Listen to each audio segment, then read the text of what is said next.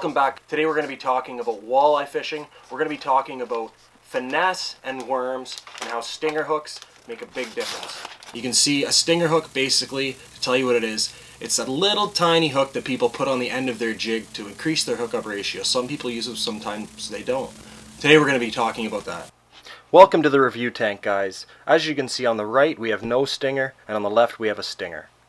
These are both the same walleye baits, same line, same rod that's used to make this video.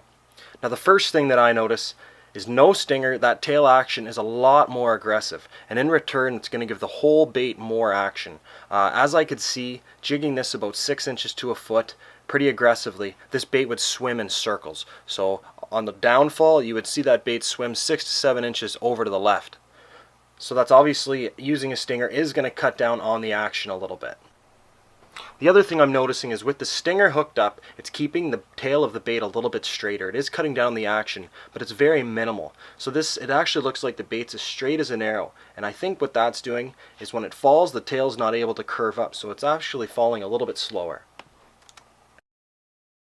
Stinger hook pro tip. As you can see with this stinger hook, a lot of use and a lot of fish is going to open up that loop. And it's not going to stick on your hook as well.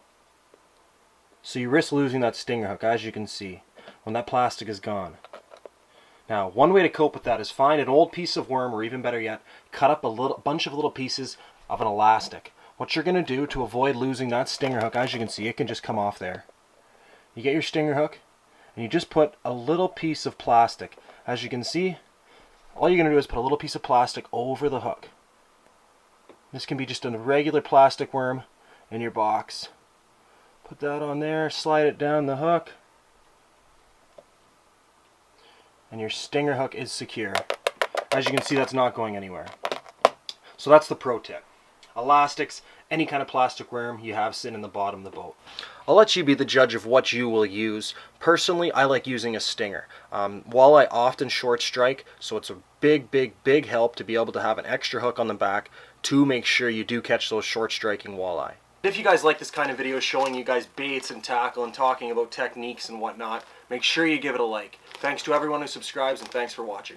5.5 pounder, just a monster. One of my biggest smallmouth.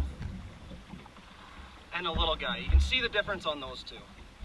We're going to get these guys back in the water, and we're going to go on another drift. This was the first drift we went to today.